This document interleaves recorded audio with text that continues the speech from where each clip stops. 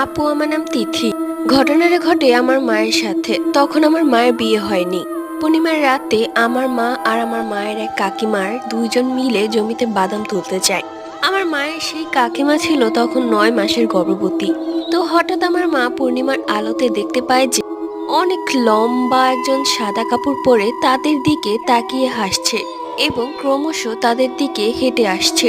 আমার মা সেটা দেখে ভয়ে তার কাকিমাকে বলে, আর তারা দৌড়ে বাড়িতে চলে যায়। বাড়িতে যেয়ে যখন আমার মা আমার দাদুকে বলে, তখন তারা মাকে অনেক বকাবকি করে রাতের বেলা বাদামের জমিতে যাওয়ার জন্য।